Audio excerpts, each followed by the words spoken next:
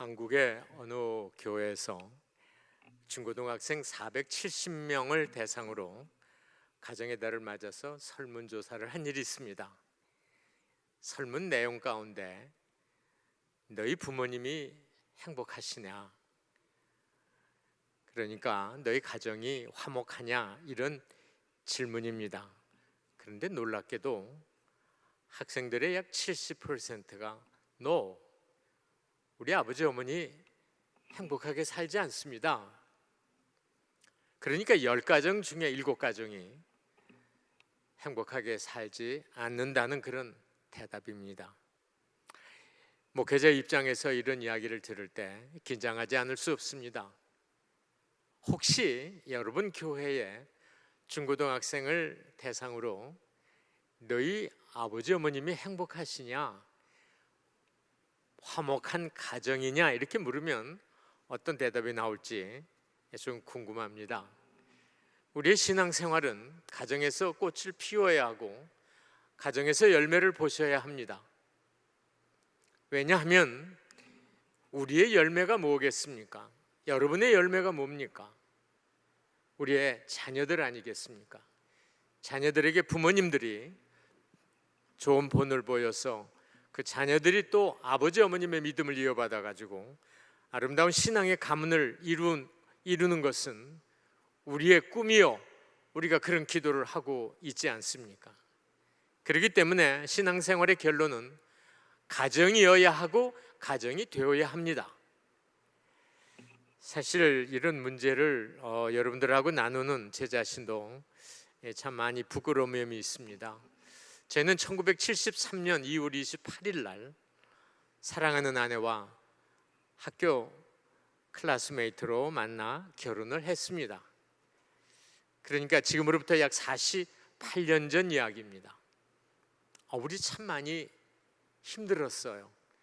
그리고 어쩌면 제가 목사가 아니었으면, 또 제 아내가 사모가 아니었으면 어떤 가정의 결과가 있었을까 상당히 궁금한 면 없지 않아 있습니다.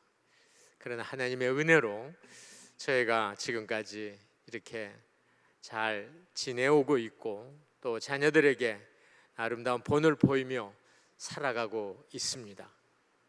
자, 여러분 생각해 보십시다. 우리는 그렇게 사랑하고 그렇게 좋아해서 만나 한 가정을 이루고 사랑하는 자녀들을 낳고 가정을 이루어가고 있습니다. 그런데 왜 갈등하고, 왜 고민하고, 왜 때로는 싸우고 힘든 그런 삶의 여정을 살아가고 있을까요? 물론 여러분들 가운데는 행복하고 참 아름다운 그런 가정을 이루는 그런 분들도 계시겠지만은 그렇지 못한 가정들도 우리 가운데 있으리라고 저는 생각을 합니다. 결혼하고 5년 지나고 10년 지나고 20년, 30년 이렇게 지나면서 우리는 우리의 마음속에 어떤 생각을 갖게 되느냐 하면 나 이 사람 잘못 만났다. 이 얘기는 뭡니까? 신혼 초나 연애 시절에는 상대방에 대해서 그렇게 큰 부족한 면이라든가 결점을 보지 못했어요. 그런데 살아가면서 보니까 이거 아닌 거예요. 이걸 이제 보통 학자들 얘기할 때 결혼의 현실에 눈을 뜨는 때다, 이렇게 얘기들을 합니다. 자, 이렇게 서로 간에 조금씩 거리가 멀어지면서 금이 가기 시작할 때 제일 먼저 나타나는 현상이 뭐냐 하면 남편과 아내 사이에 대화가 줄어듭니다. 꼭 필요한 말 외에는 하지 않습니다. 그리고 만약에 말을 해도 그 말 속에 가시가 돋쳐 있어요. 예를 들면 지난 주일날 말씀드린 대로 당신은 천재다, 이런 얘기. 이런 얘기를 들을 때 남편이 기분 좋을 리 없죠. 당신은 특공대리니까, 이런 얘기를 들을 때 아내가 마음에 유쾌함이 있겠습니까? 없지요. 이때 되면은 우리는 배우자의 표정이라든가 말투라든가 심지어는 밥 먹는 모습, 걸어가는 뒷모습 다 다 마음에 들지 않습니다. 이런 교인들의 모습을 우리가 교회에서 목회자 입장에서 본다면 이런 모습이 아닐까. 교회 열심히 출석하세요. 봉사도 하세요. 교회에서 시키는 모든 일에 있어서 누구보다 앞장서서 열심히 일 잘하십니다. 그래서 교인들에게 칭찬받고 목사님이 인정하세요. 그런데 교회 예배를 마치고 집에 돌아오는 그런 과정 속에 마음에 왠가 모르게 허전함이 있고 공허함이 있고 허무한 감정이 들 때가 많은 거예요. 그러나 이런 가정들은 뭐가 있느냐?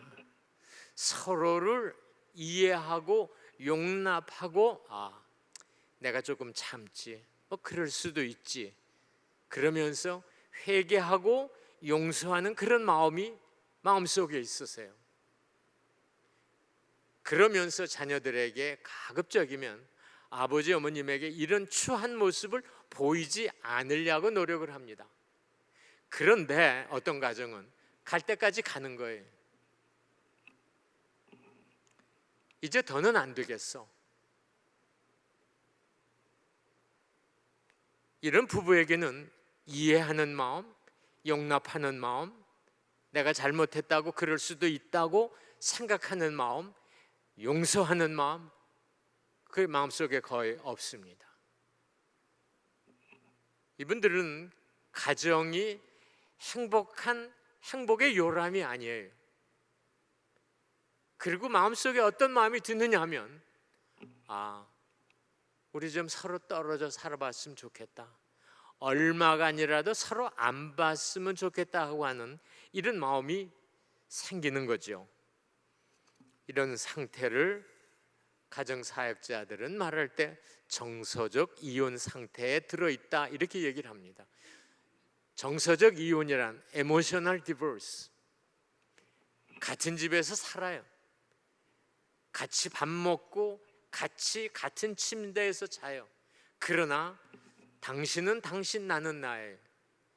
이미 마음은 멀어진 상태.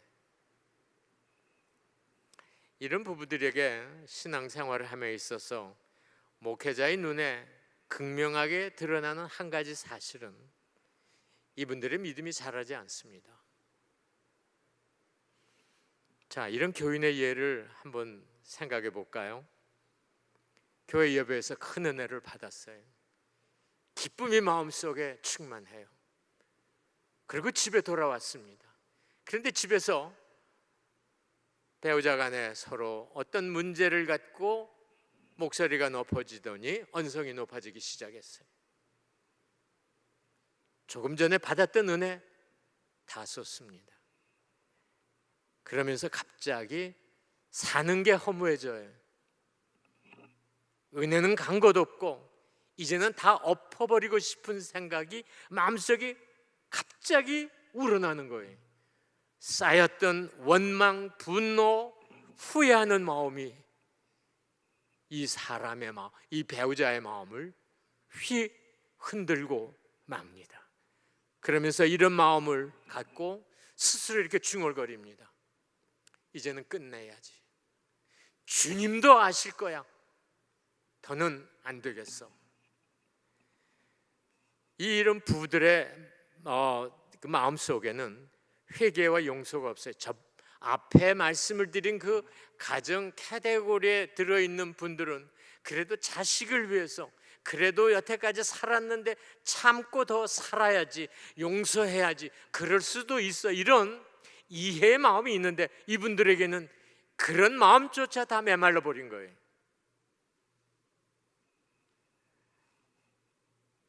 자, 성도 여러분, 난 여러분들의 가정이 또는 여러분들의 결혼 생활이 지금 어떤지 잘 모르겠어요. 그러나 대체적으로 여기 지금 나오신 분들 보니까 그래도 뭐 10년, 20년, 길게는 40년 이렇게 살아오면서 지금까지 오셨어요. 자, 그러면 우리가 앞으로 남은 날 또 서로의 갈등이 없겠나? 있을 겁니다. 또 서로 다투는 시간 없겠나? 있을 겁니다. 또 서로 의견이 충돌이 돼가지고 사니 못 사니 하는 그런 아우성이 있겠나? 있을 겁니다.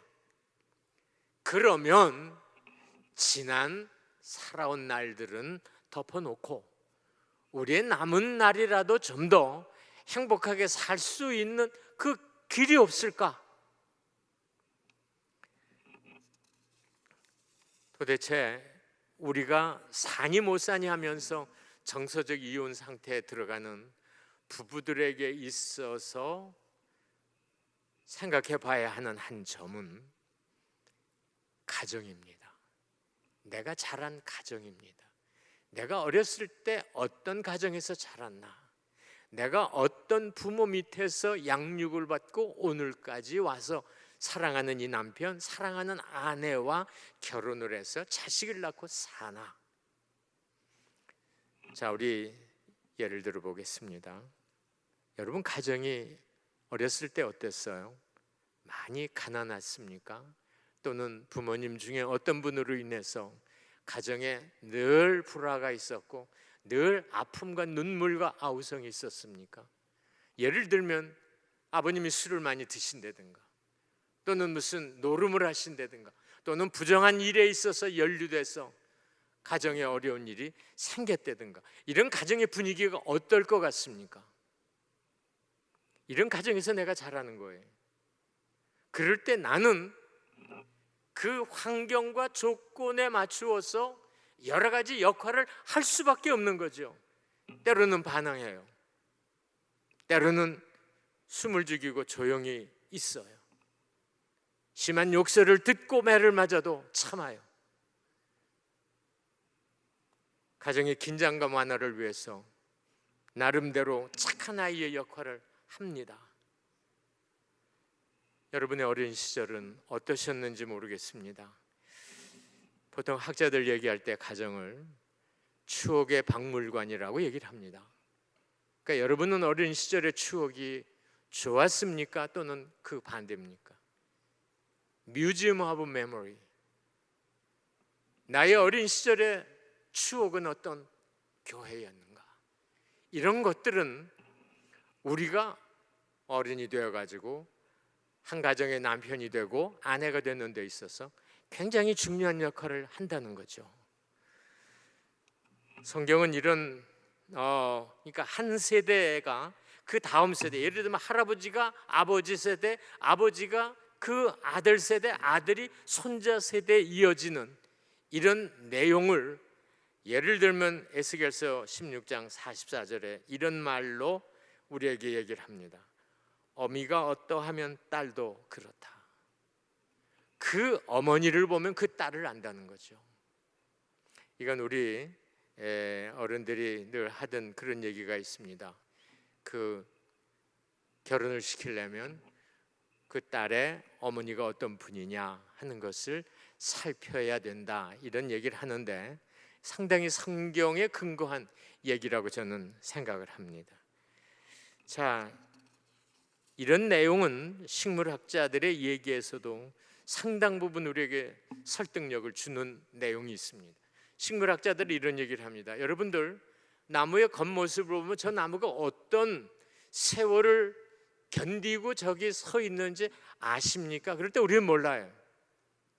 그러나 그 식물학자들은 잘라서 나이테를 보면은 나이테 속에는 이 나무가 병충해에 시달린 때, 가뭄에 시달린 때, 심지어는 산불에 시달린 때, 이런 때들을 겪으면서 그 나이테에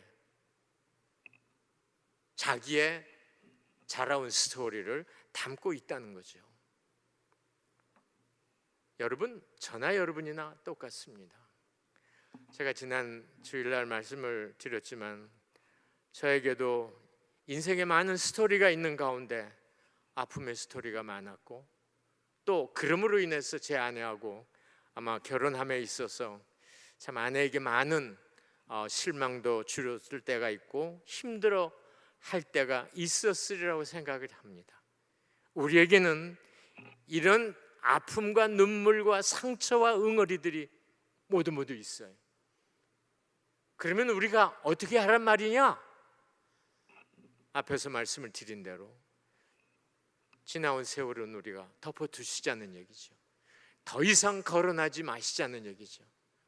당신이 옛날에 어땠고, 당신이 옛날에 나에게 무슨 천재라고 얘기했고, 당신이 나에게 특공대라고 얘기했고, 당신이 나에게 뭐 이런 거는 더 이상 우리의 앞으로의 시간 속에 거론하지 말자는 거죠.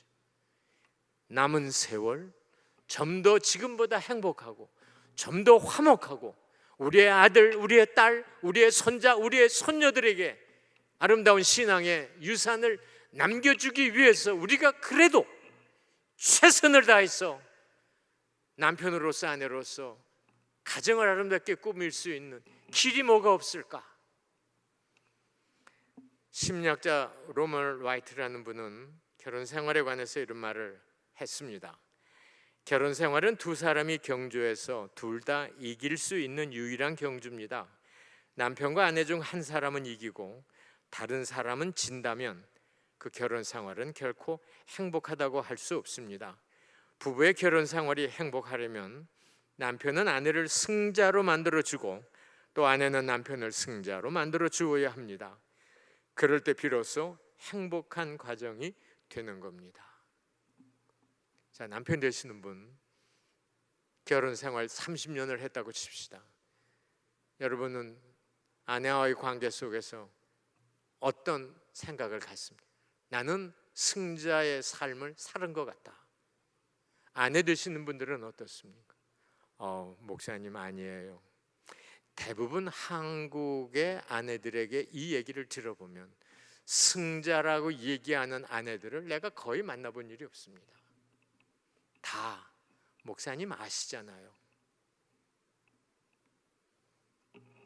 자, 그러면 우리가 어떻게 남편은 아내를 승자로 만들어주고 아내는 남편을 승자로 만들어줄 건가? 그래서 남은 날 우리의 후손들이 볼 때 우리 아버지 우리 어머니 멋졌어, 우리 할아버지 우리 할머니 멋졌어, 서로들 높여주고 사랑하고 존경하고 이러는 모습들의 흔적을 우리가 남길 수 있는 길이 뭘까? 오늘 성경 본문 말씀이 그 중에 한 말씀입니다. 오늘 이 말씀을 혹시 남편 되시는 분이나 아내 되시는 분이 저 목사님이 아마 저 말씀은 경험 속에서 하신 얘기인지도 몰라, 책에서 보고 하는 얘기인지도 몰라, 그렇게 이해하지 마십시오. 이 말씀 있는 대로 여러분들에게 얘기 드리겠습니다. 아내들에게 먼저 얘기합니다. 첫 번째, 아내 되시는 분들, 이 말씀에 뭐라고 되어 있습니까? 아내들아 이와 같이 자기 남편에게 순종하라. 순종하는 겁니다. 이런 말씀을 드리니까 대체적으로 아내분들이 코웃음을 치시더라고요. 순종이요? 그다 상대적인 얘기 아닙니까? 저쪽에서는 전혀 그렇지 않는데 내가 뭐 때문에 순종합니까? 내가 무슨 종입니까? No, I can't. 그러면 이 순종이라는 성경 원문의 뜻은 뭐냐? 아래 앉는다는 뜻입니다. 의자가 두 개가 있습니다. 그런데 한 의자는 높고 한 의자는 낮습니다. 높은 의자에는 남편이 앉고 낮은 의자에는 아내가 앉는 겁니다. 의자가 한 개밖에 없습니다. 그러면 누가 앉느냐? 우리는 보통 여자가 앉죠. 아내가 앉죠. 그러나 남편이 앉아야 된다는 게 이 순종이라는 원문의 뜻입니다. 자, 여러분들에게 한 예를 드리겠습니다. 어느 큰 모임에 아내하고 남편이 초대를 받아서 가게 됐습니다. 그런데 시간에 조금 늦어서 들어가시게 됐어요. 그 들어가 보니까 벌써 꽉 차가지고 사람들이 다 있는데 안내하신 분이 일로 오시라고. 그리고 구석에 보니까 구석에 의자가 하나 있어요. 그럴 때 아내하고 남편 누가 거기에 앉습니까? 당연히 남편께서 여보 여기 의자 있네, 여기 당신 앉구려. 그럴 때 아내 되시는 분들 당연히 앉으시죠. 그런데 아내가 앉을 때 어떤 태도나 표정이나 말로 남편을 대하느냐는 굉장히 중요한 거예요. 자, 남편이 여보 여기 앉구려. 여기 의자가 그래도 하나 있네. 아내가 너무 당연한 척을 앉는 거예요. 이런 아내가 있는가 하면, 또 하나는 여보 나는 앉았는데 당신은 나는 괜찮아. 서 있어도 돼. 앉아. 또 한 이유는 여보 내가 앉아서 쓰겠어? 여기 당신 모임 아니요? 당신 친구들 다 있고 저기 앉아 있는데 내가 일어나게 당신 여기 앉죠. 이러는 아내. 그렇다고 남편이 아내를 일으켜 세우고 남편이 거기 앉습니까? 아니에요. 이 세 유형 가운데 여기 계신 아내 되시는 분들은 어떤 유형이, 나는 어떤 유형인 것 같다고 생각이 드세요? 성경은 뭐라고 얘기하느냐? 높은 자리에 남편이 앉아야 된다는 거죠. 아니 나는 여러분 아내 되신 분들에게 꼭 그런 경우가 있으면 앉으면 안 된다, 이건 성경적이 아니다, 남편을 앉혀라, 이렇게 강요하는 건 아니에요. 그러나 오늘 우리가 살고 있는 이 서양 문화 속에서도 더더욱이, 그러나 여러분들이 어떤 마음을 남편에게 가지시느냐 이겁니다.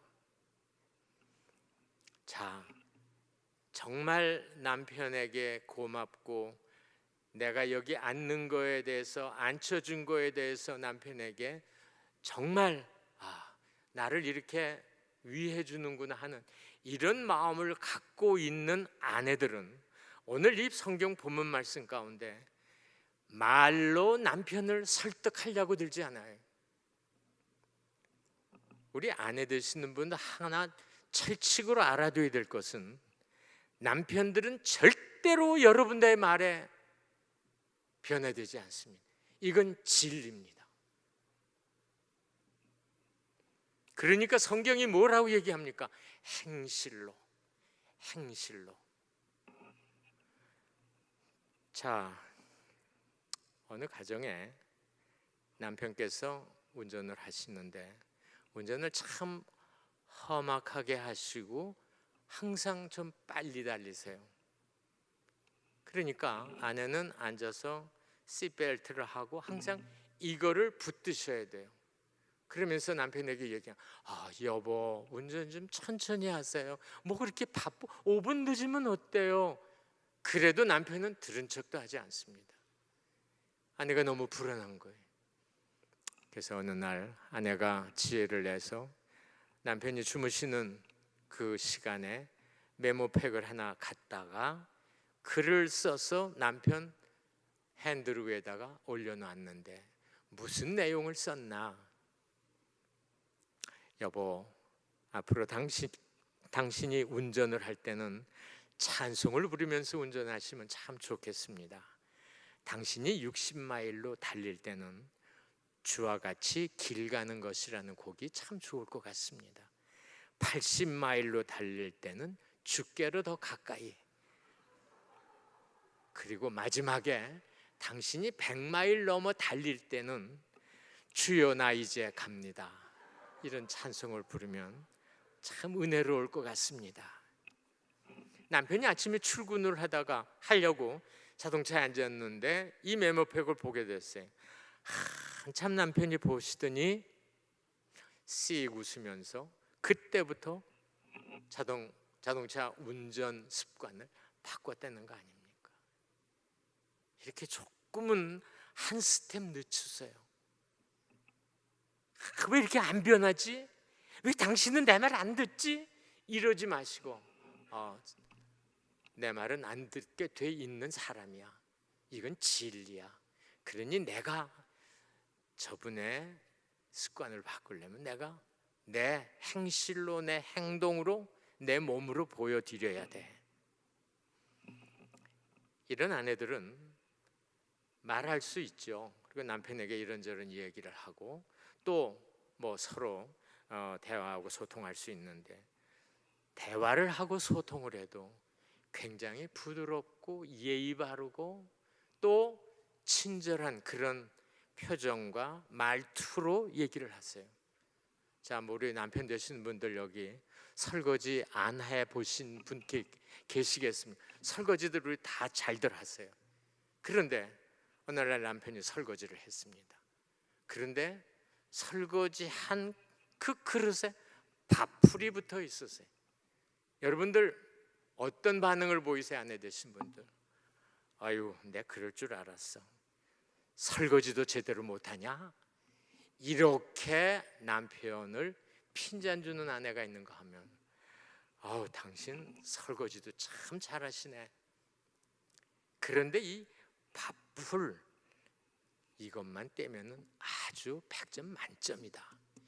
이렇게 해서 남편을 편안하게 해주는 아내들이 되시라는 얘기죠.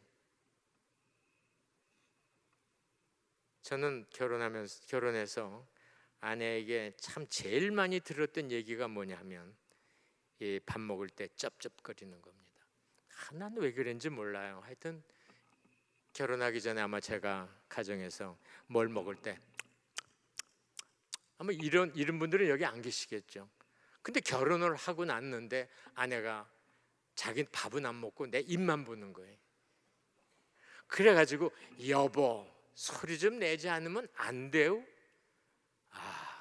나 이제 귀가 못이 베기도록 들었습니다. 고치긴 고쳤습니다. 그런데 그런 얘기 들을 때마다 기분이 나쁜 거예요. 이런 생각이. 여러분, 친할수록 서로 허물이 없을수록 예의를 지켜야 하는 것은 너무 당연한 겁니다. 같은 말을 해도 아하는 거 다르고 어하는 거 다르세요. 남편이 저녁에 늦게 들어오셨어요. 여보 오늘 많이 늦었구려. 저녁 드셨어? 일은 아내하고 오늘 많이 늦었네. 왜 늦었지? 밥 먹었어? 그러면 밥 안 먹었다. 왜? 이렇게 대꾸하고 싶은 마음을 유발하는 이런 언어는 안 좋다는 거죠. 아내 되신 분 이런 얘기 듣고 웃기만 하시는 건 아닙니다. 그대로 우리가 고쳐야 됩니다. 누구를 위해서? 나를 위해서? 남편을 위해서? 아니에요. 사랑하는 우리 아들들과 딸들을 위해서 고치셔야 돼요. 말 한마디에 천냥빚을 갚는다고 아내가 남편에게 하시는 그 말 한마디 표정 태도가 사랑하는 우리 자녀들에게는 굉장히 큰 교훈이거든요. 이렇게 남편과의 관계 속에서 관계를 만들어가는 아내는 오늘 이 본문 말씀 6절에 보니까 사라가 아브라함을 주라 칭했다고 돼 있어요. 그러니까 사라는 아브라함을 볼 때 나의 주인님, You are my master, 이런 마음을 갖고 있는 거예요. 그런데 여러분 가운데 집사님, 남편 집사님에게 당신은 나의 주인님입니다 이렇게 말씀하실 수 있겠습니까? 그러면 미쳤어요. 당장 이렇게 나오시죠. 그러나 사라는 아브라함에게 어떻게 당신이 나의 주인이라고 불렀을까? 물론 이럴 때 틀림없이 아브라함이 잘했으니까 사라가 그랬겠지요. 우리 이렇게 충분히 추론할 수 있어요. 맞아요. 그러나 그렇지 않더라도 우리가 그런 마음을 갖자는 거죠. 오늘 가정의 얘기를 하나 해보겠습니다. 남편이 출근을 하셔야 되는데 아직 출근하시지 일어나시지도 않았어요. 그러니까 다른 날 같으면 아내가 들어가서 여보 빨리 일어나고 그래 지금 몇 시인데 하고 뭐 보채고 뭐 이불 걷어치고 뭐 그러셨을 거예요. 근데 이날은 아내가 따뜻한 모닝 커피를 끓여가지고 남편 주무시는 곁에 가셔서 이렇게 얘기했다는 거죠. 상감마마여 해가 중천에 떴사옵니다. 일어나사이다. 이 얘기를 들은 남편이 눈을 부시시 뜨고 아내를 보면서 뭐라고 얘기했겠습니까? 내가 상감마마면 당신은 중전마마구려. 중전되는 거 아주 쉽습니다. 어떻게 하면 됩니까? 남편을 왕 만들어주면 돼요. 그래도 나는 남편 왕 만들어주고 싶지 않습니다. 그럼 할 수 없고요. 성경이 우리에게 그렇게 얘기하니 우리는 성경대로 사는 사람들이. 사랑하는 아내 되시는 여러분, 참 지금까지 더군다나 조국을 떠나서 여기 오셔갖고 지금까지 이렇게라도 살아오는 과정에 여러분들이 얼마나 울고 얼마나 아파하고 얼마나 힘들었던 거 저 충분히 압니다. 저도 목회하면서 미국에서 공부하고 목회하면서 이민교에서 그 애환을 저도 충분히 알기 때문에 저는 9년 반 미국에서 이민교회 목회를 했습니다. 학교 교육수로 나가기 전에. 그렇기 때문에 특별히 아내 되시는 분들의 그 눈물을 저는 잘 알아요. 이제 여러분 남은 날들 동안 남편과 어떻게 화목하고 행복한 가정 이루시겠습니까? 오늘 말씀대로 남편에게 나는 순종하고, 순종하되 말로 순종하는 게 아니라 행실로 순종하고, 그러므로 해서 남편에게 정말 주인이라고 내가 부르진 못하지만 주인에 가까운 그런 마음을 갖고 내가 대하면서 사랑하는 우리 후손들이 엄마는 우리 아빠를 너무너무 이렇게 사랑하고 존경하고 좋아했어라는 그런 추억을 만들어 주시기를 주의 이름으로 축복합니다. 그 다음에 두 번째, 남편들이 생각해 보셔야 할 일인데, 첫째는 지식을 따라 동거하라고 되어 있어요. 우리는 같이 사는데 사는 것도 조건이 있어요.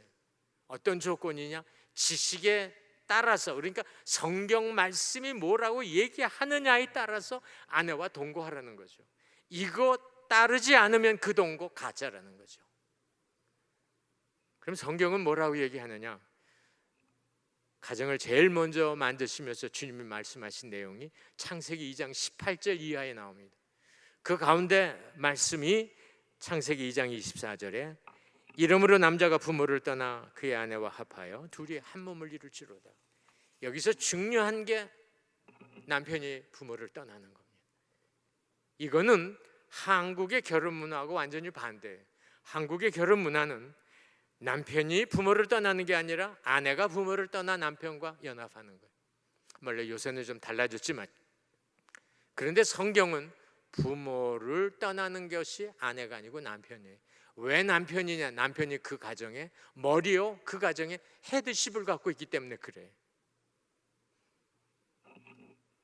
이거를 분리 원칙이라고 얘기하는데 그 이유가 뭐냐? 사랑하는 아내와 더 끈끈하게 한 몸이 돼서 살아가기 위해서는 당신이 30살에 결혼했냐? 30살 먹도록 매여있는 습관, 취미, 어머니가 밥 해주면서 드린 입맛, 친구들, 아버지의 그 모든 정서, 이런 것들을 다 내려놓고 사랑하는 아내와 한 몸이 되라는 거죠. 이거 참 쉽지 않습니다. 심지어 입맛까지. 이렇게 될 때 남편에게 1순위는 아내가 되고 아내에게 1순위는 남편이 되는 거예요. 혹시 여러분 오해하지 마세요. 1순위는 남편에게서 1순위는 부모님이 아니에요. 아내입니다. 자식도 아니에요. 아내입니다. 아내도 마찬가지예요. 아내의 1순위는 남편이에요. 부모님이 아니에요. 자식이 아니에요. 남편이 되셔야 돼요. 이럴 때 행복하고, 이게 깨지면 불화가 생기는 것은 불보듯 뻔해요. 제 아내가 어느 날 식단에 된장찌개인지 된장국인지 올렸습니다. 그래서 저는 뭐 음식 타박하지 않습니다. 그런데 그날따라 궁금해가지고 여보 이게 국이유 찌개유 물었습니다. 그랬더니 제 아내 하는 말이 국으로 알고 들면 국이고 찌개로 알고 들면 찌개다. 먹어라. 이 얘기야. 그냥 먹는 거예요. 거기 무슨 시비가 있습니까? 우리는 30살에 만약에 결혼되면 30년 동안에 어머니가 해준 입맛이 있어요. 그 입맛도 버리라는 거죠. 누구를 위해서? 사랑하는 아내, 사랑하는 남편을 위해서. 아내가 싫어하면 모두 버려야 됩니다. 누구를 위해서? 사랑하는 아내를 위해서. 이게 남편이 제일 먼저 하셔야 될 일이에요. 그런데 목사님, 난 다른 건 다 버려도 내가 좋아하는 이 골프 못 버립니다. 못 버리시면 아내에게도 골프를 가르치세요. 그래서 두 분이 같이 필드에 나가세요.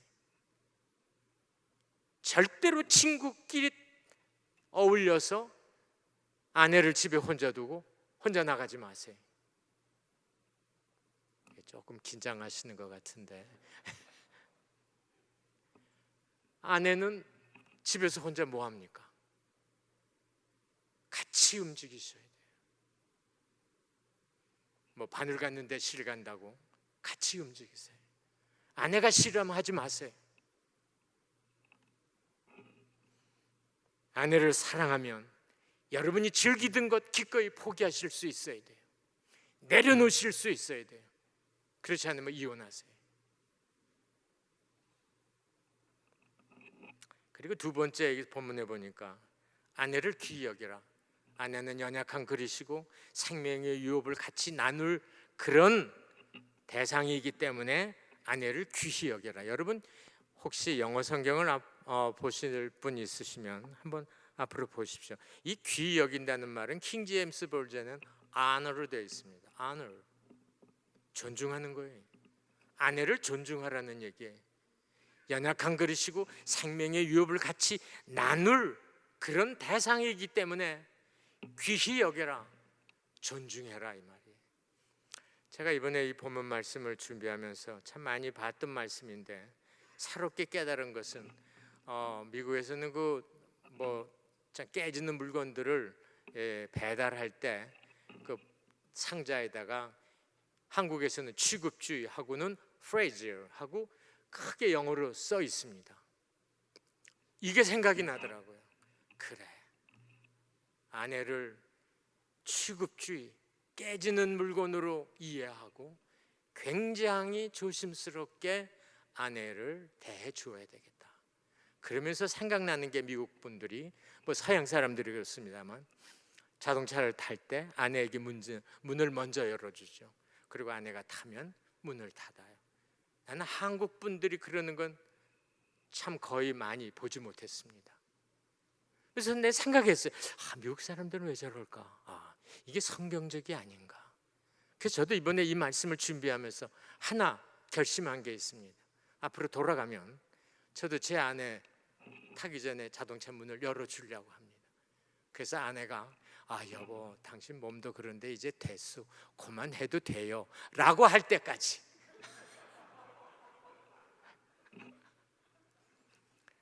자, 우리 이렇게 삽시다. 이렇게 사셔야 돼요. 이렇게 살아야 우리 엄마가, 우리 아빠가 이렇게 행복하게 웃으며 살았다. 우리 할아버지, 우리 할머니는 늘 이렇게 서로 위로하며 살았다. 그래서 만약에 여러분들이 아내를 정말 귀히 여긴다면 두 가지 남편들께서 하셔야 돼요. 첫째는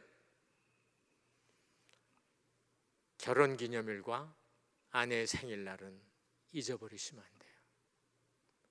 혹시 아직도 그것을 메모하시지 않은 분이 계시면 여러분들 스마트폰에다가 메모를 해서 그날이 되면 삐삐 소리가 나도록 이렇게 장치를 좀 해주십시오.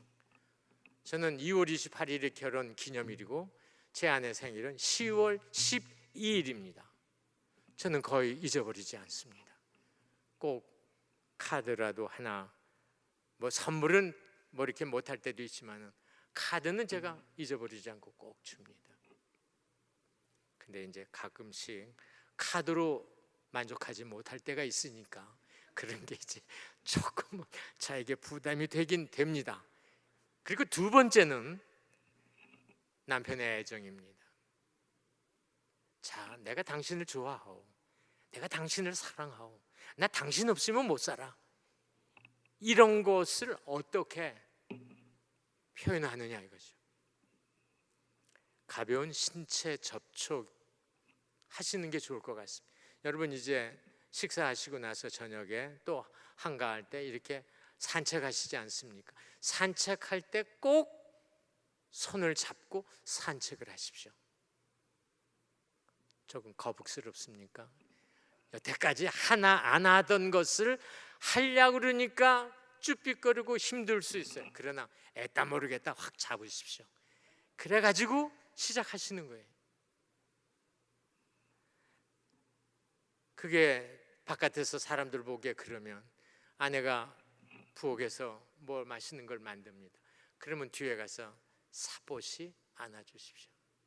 그럼 아내는 틀림없이 당신 왜 안 하든 뭐를 합니까? 이렇게 반응이 있을 수 있지만 그렇게 하세요. 이게 스킨십입니다. 둘째는 부드러운 미소.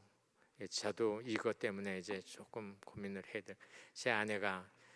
제가 아내에게 때로 이렇게 부드럽지 못하다는 이런 핀잔을 많이 듣는데 저 많이 노력을 하겠습니다. 미소 지으세요. 같은 얘기를 해도 웃으면서 얘기하는 습관을 들이세요. 목사님 이게 지금 몇 년 얼마나 됐는데 이걸 어떻게 합니까? 그러면 거울 보고 연습하세요. 세 번째는 아내하고 같이 나가서 비싸지 않지만은 일주일에 한 번이고 뭐 얼마고 외식을 하십시오. 단 2분이 사는 겁니다. 그리고 네 번째는 직장에 다니시는 분들은 직장에서 가끔씩 집으로 전화하세요.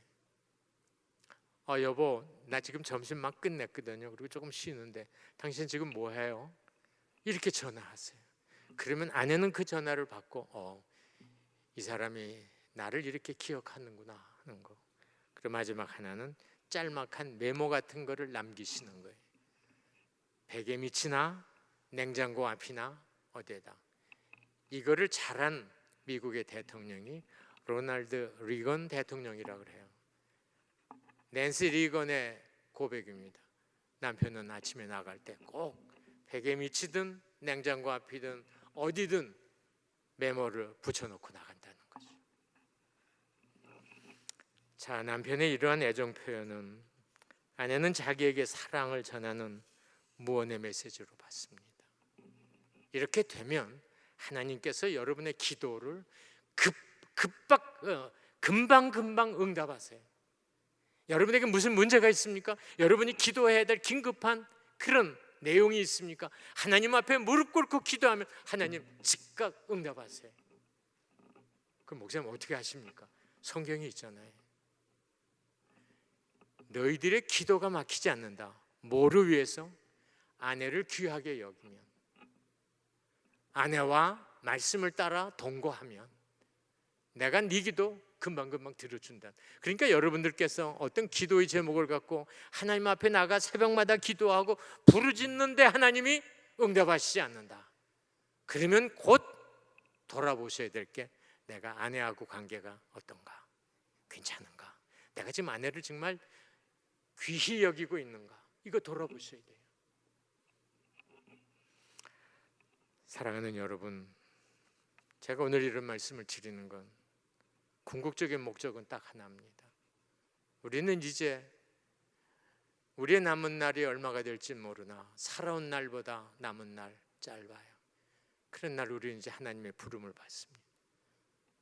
우리의 뒤에 남을 우리의 사랑하는 딸들과 아들, 우리의 사랑하는 손자, 손녀들, 걔네들에게 뭘 남기시겠습니까?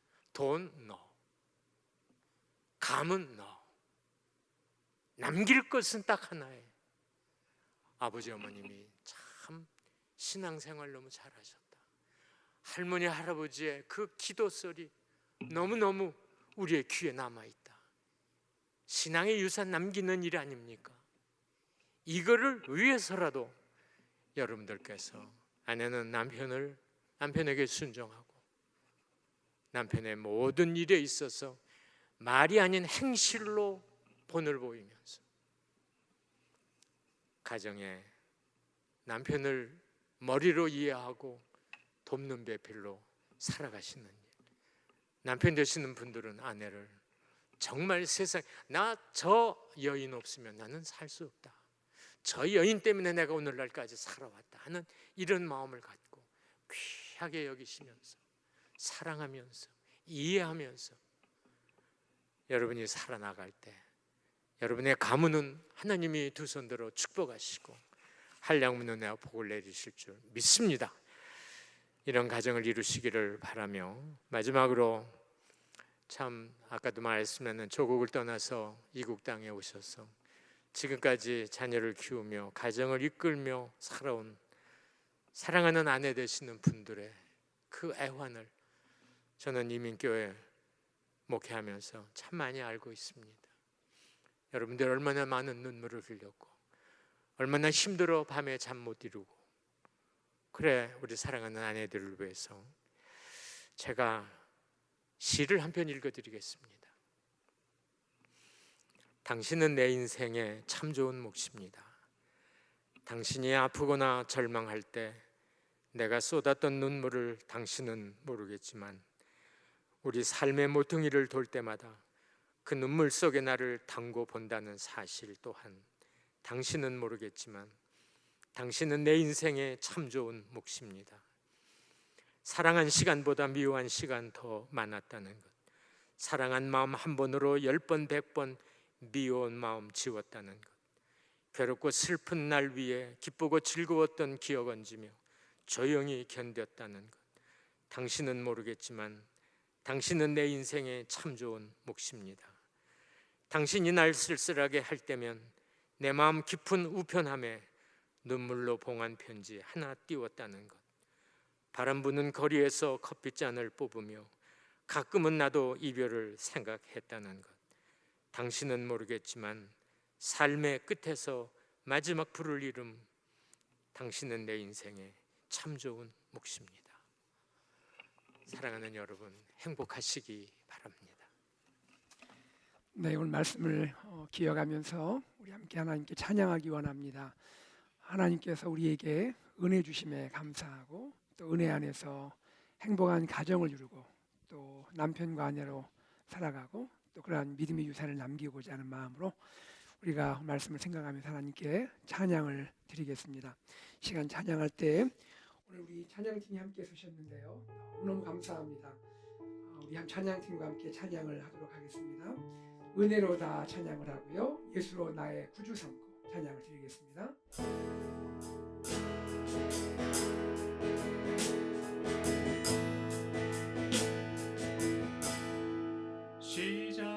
시작됐네 우리 주님의 능력이 나의 삶을 다스리고 새롭게 하네 자유하네 죄와 사망으로부터 나의 삶은 변하구나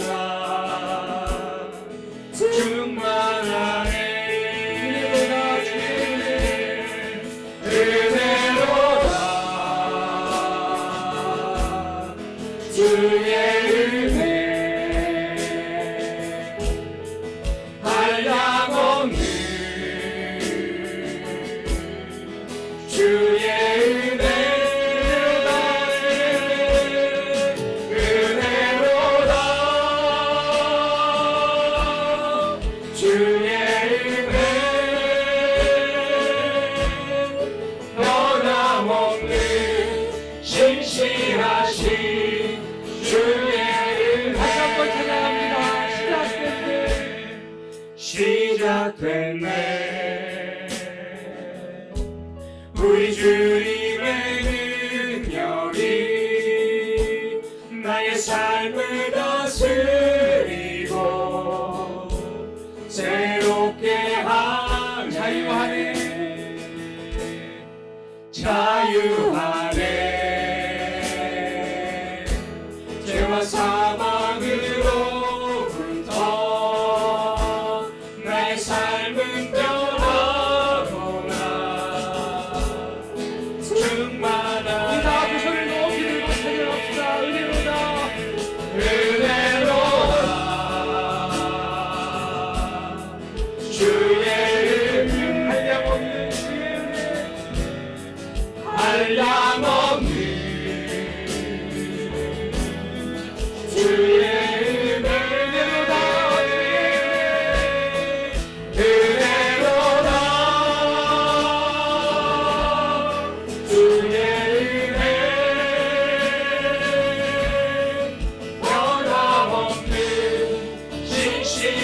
주의 은혜로다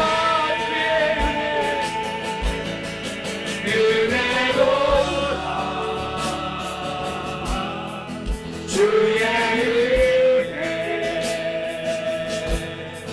한량없는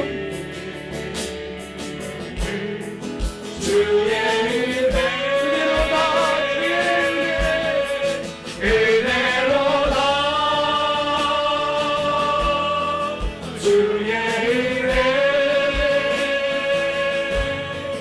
변함없는 신실하신 주의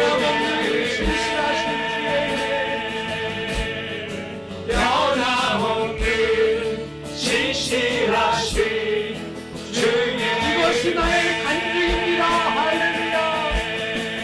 이것이 나의 간증이요 이것이 나의 찬송이세 나 사는 동안 끊임없이 구주를 찬송 이것이 나의 간증이요. 할렐루야. 이것이 나의 간증이요 이것이 나의 찬송일세. 이것이 나의 찬송일세 나 사는 동안 끊임없이 나 사는 동안 끊임없이 구주를 찬송하리로다 나 사는 동안 끊임없이 구주를 찬송하리로다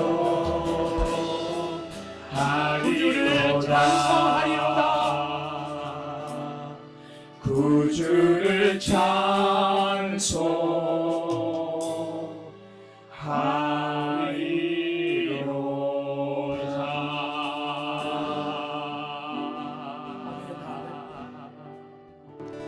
우리가 이 시간 기도하기 원합니다. 오늘 하나님께서 우리에게 주신 말씀을 가슴에 품고 하나님 나를 구원하신 그 구원의 십자가의 사랑도 감사한데 가정을 허락하시고 남편과 아내로 살게 하시고 믿음의 유산을 사랑하는 아들과 딸에게 사랑하는 손자 손녀에게 전수할 수 있도록 이 놀라운 은혜와 특권 허락하심을 감사합니다.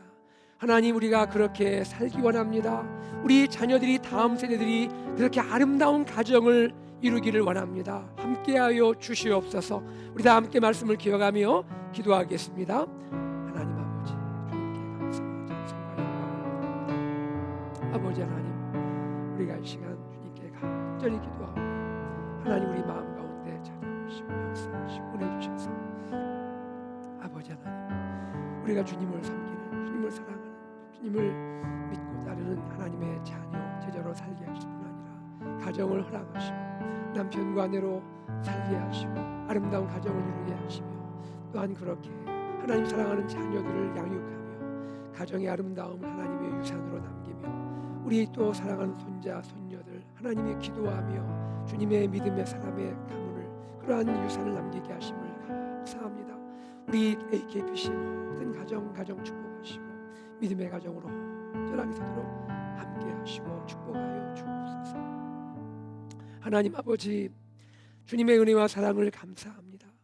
주님께서 우리를 십자가의 보혈의 은혜로 구원하신 것 감사드리고 우리에게 가정을 허락하시고 남편과 아내로 사랑하며 살게 하시고 또한 이러한 믿음의 유산을 사랑하는 다음 세대 자녀들에게 손자 손녀에게 남길 수 있도록 축복하심을 감사합니다. 하나님 우리 AKPC 믿음의 공동체가 하나님이 주신 가정의 소중함을 알고 가정을 소중히 가꾸며 그렇게 믿음 안에 가정을 이루어내며 이 아름다운 가정을 우리 다음 세대에게 전수할 수 있도록 축복하여 주시옵소서. 주님께 감사드리며 우리 주 예수 그리스도 이름으로 간절히 기도드리옵나이다. 아멘.